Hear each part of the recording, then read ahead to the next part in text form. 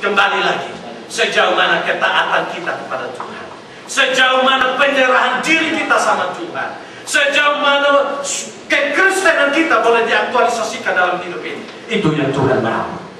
Maka kalau kekristenan tidak teraplikasi dalam hidup kita, segiat apapun kita, seaktivitas apapun kita, itu semua tetap menyedihkan hati kita, membuat Tuhan menangis terlebih.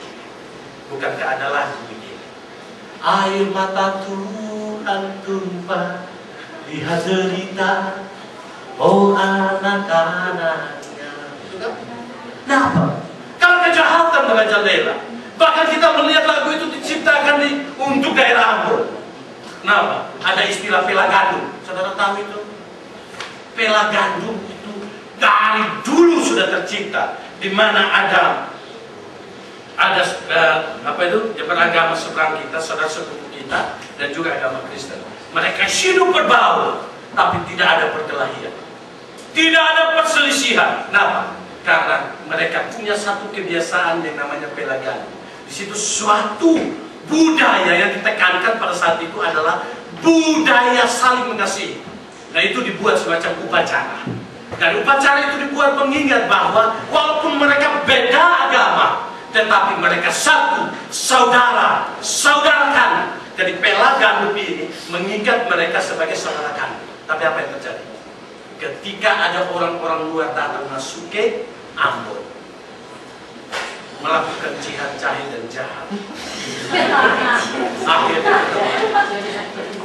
pela gandum itu mulai pecah dan terciptalah lagu ini, air mata Tuhan tumpah. Bukan lagi meleleh, bukan air mata Yesus meleleh. Ya, karena Yesus meleleh, maka air matanya adalah Tuhan tumpah. Tumpah tidak terlalu sedih. Di daerah sana mayoritas Kristen, tapi hidupnya tidak menunjukkan Kristen. Jangan sampai saya khawatir, Timur mayoritas Kristen, tetapi tidak pernah melakukan firman Tuhan. Saya khawatir Manado mayoritas Kristen, tetapi tidak pernah melakukan firman Tuhan. Saya khawatir di Medan, Batak, banyak orang Kristen, tapi saya khawatir jangan sampai mereka tidak melakukan firman Tuhan. Bikin hati Tuhan sedih. Bahkan bukan hanya menangis, meneteskan air mata, tetapi saudaraku, air mata Tuhan tumpah. Itu lebih cocok dengan terjemahan ini, karena dia meraung, dia menjerit, dia meratap oleh karena jiwa-jiwa yang tidak percaya kepadanya. Ini bagian yang penting dalam hidup. Yang mengerti hidup saudara dan saya hanyalah saudara dan Tuhan. Saya dengan Tuhan, saudara dengan Tuhan. Maka saudaraku, mari kita belajar poin yang pertama ini. Belajar taat sama Tuhan. Dengan firman Tuhan belajar taat. Jangan sampai Tuhan menangis oleh karena kita menipu Dia. Kelihatan pengikut Tuhan, tetapi ternyata bukan pengikut Tuhan. Ya, hati-hati. Karena 1 Yohanes di belakang, antikris dan penyesat itu dari mana? Dari dalam gereja. Ini sesuatu yang menggetarkan kita.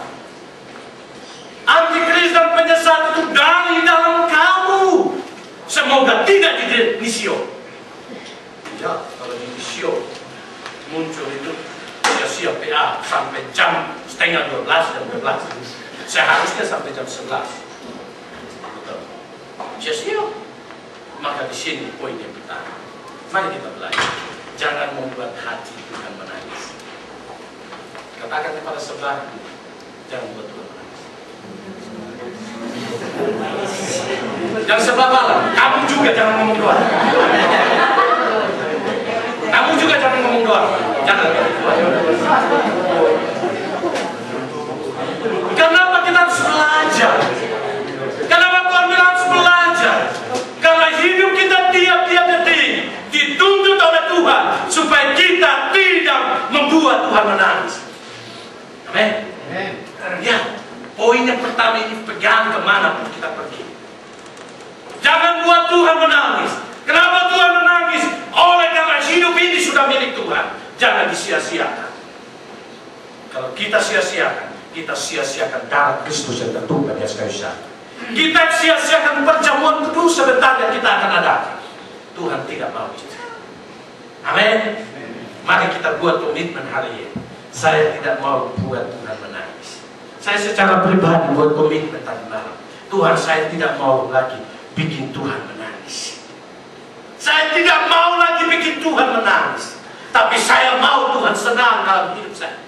Saya mau Tuhan melihat hidup saya dan Tuhan senang. Itu yang saya mau. Jangan sampai saya seperti Maria. Jangan sampai saya seperti Marta. Jangan sampai saya seperti orang-orang Yahudi yang belajar bergaul karib dengan firman Tuhan, tetapi hidupnya menyedihkan hati Tuhan. Namun saudara, mari poin yang pertama, taruh dalam batin, taruh dalam pikiran, taruh dalam hati, dan katakan, Tuhan, aku tidak mau lagi bikin Tuhan menangis. Apalagi bikin air mata Tuhan keluar. Saya tidak mau lagi. Sengsara boleh datang, penderitaan boleh datang, masalah boleh banyak, hambatan boleh ada, tetapi aku tidak mau bikin Tuhan menangis. Amin. Ini poin yang pertama. Supaya dengan demikian, kemanapun kita pergi, kita katakan, Tuhan, aku mau menyenangkan. Aku mau menyenangkan kemanapun aku pergi. Yang kedua, mari kita belajar dari bagian firman Tuhan.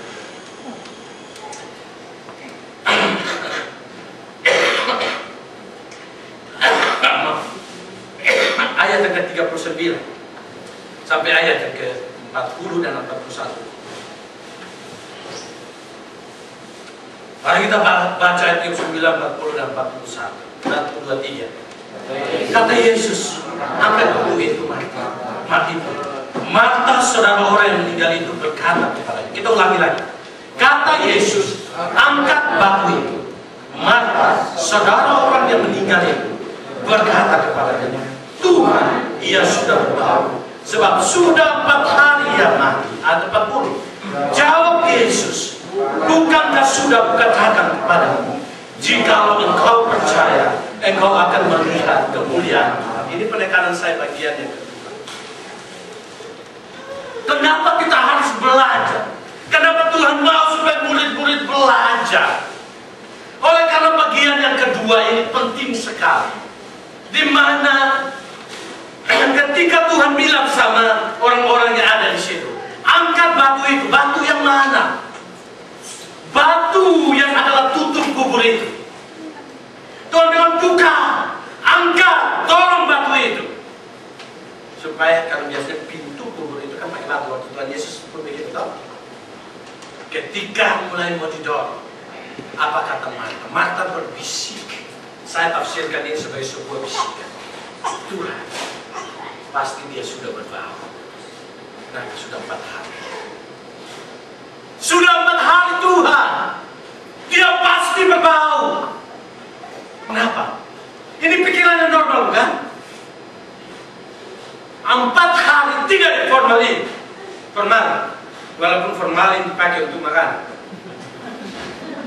Jadi sebelum kita mati, kita sudah diawetkan. Heran dunia ini. Saya juga dengar kabar begini, saya bilang, memang orang-orang ini aneh. Mau berpikir secara logis, tapi tindakannya tidak logis. Betul?